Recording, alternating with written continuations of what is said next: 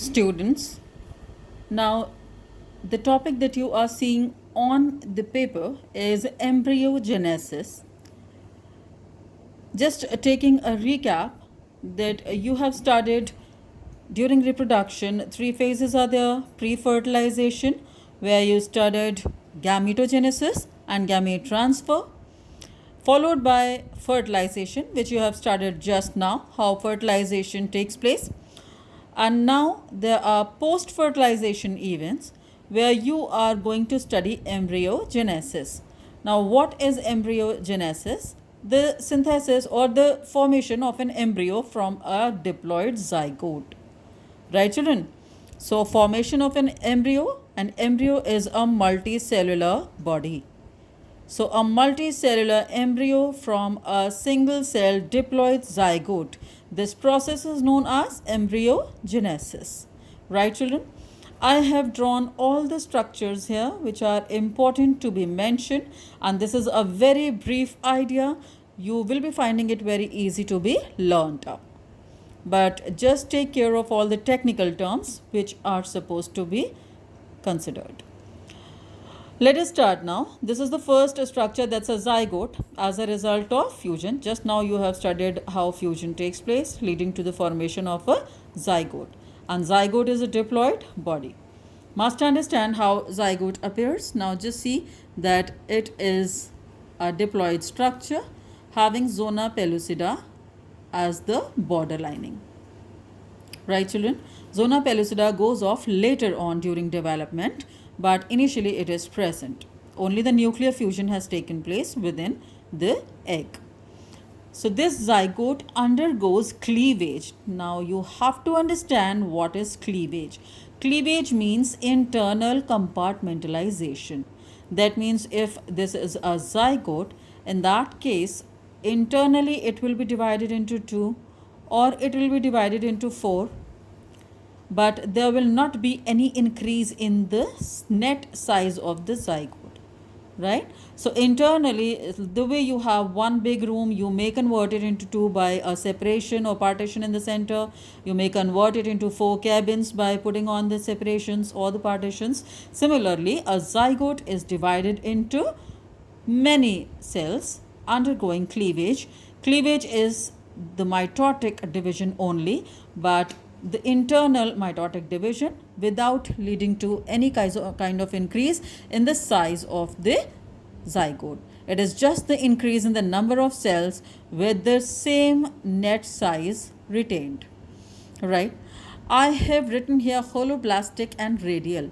Now the cleavage occurring in the zygote is holoblastic and it is radial. What do these two terms mean? Holoblastic means when the whole zygote, not a part of zygote, but the whole zygote is going to divide into two internally. Right, children? And why I am saying radial? Because every time the cleavage occurs, the division occurs, it will pass from the center. Right? So you know already that what is radial symmetry. So every time you are dividing any organism into two, you are passing it the dividing line through the center. So every time the zygote would divide, it will divide across the center. And since whole zygote is divided into two, not a part of zygote is dividing, that's why you call it holoblastic. So first of all, with the first division, there is a 2-cell stage. Zona pellucida is still there, followed by a 4-cell stage. If you can see, 1, 2, 3, 4 cells are there. We will start, because every time the number of the cell would be increasing, so you have to give them a typical term, and that term is blastomere. Right, children? So all these cells which are formed inside as a result of cleavage, these are known as blastomeres. After 4-cell stage, each cell would divide into two and it will be an 8-cell stage. And after 8-cell stage, it will be a 16-cell stage. Now this is an important phase. Why? Because the 8-cell stage to 16-cell stage is known as morula. So you have a technical word for this phase. This is morula. Morula is never more than 16-cell stage. So till 16 cell, it is morula. but each and every cell is undergoing division yet. So 16 would be converted into 32. Every time each cell is dividing into 2, and that too radially, right? So in that case, 16 cell to 32 cell stage will be known as blastula. So just understand these two terms, morula and blastula, and what is the range of cell. 8 to 16 is morula and 16 to 32 is blastula. There onwards you see that there are some differences now. Zona pellucida is still there. It will be dissolved later on.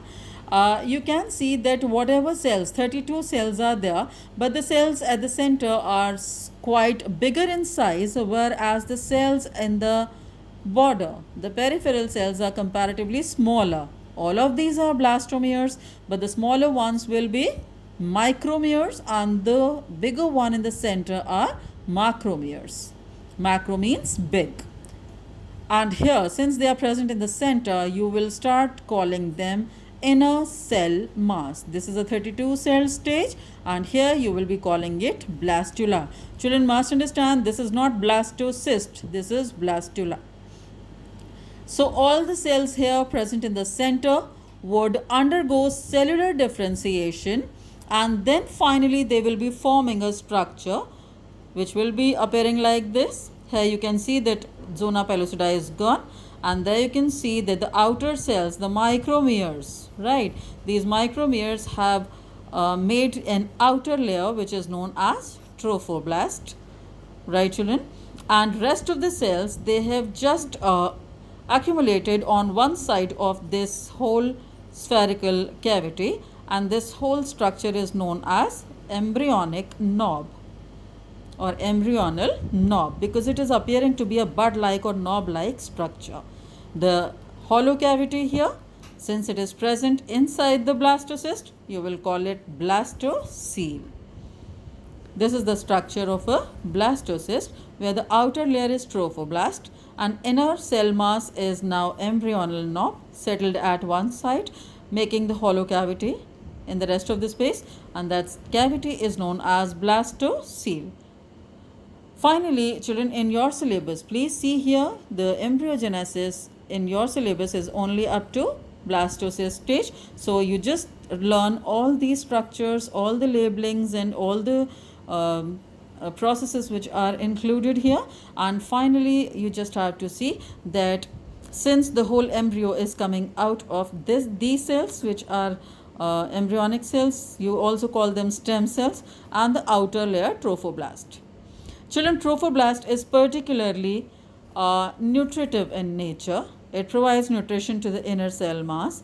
Apart from that, if you can see, I have written here EEM.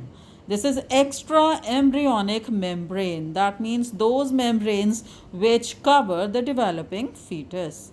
And you know very well that amnion and chorion, these two membranes are there which surround the developing fetus, and they are the result of trophoblastic cells.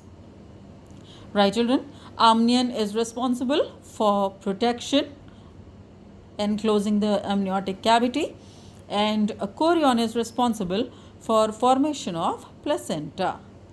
Right children, so just learn this much and see how a blastocyst appears. This is important with respect to practicals too. So take care of this, and please copy down this diagram in your notebooks.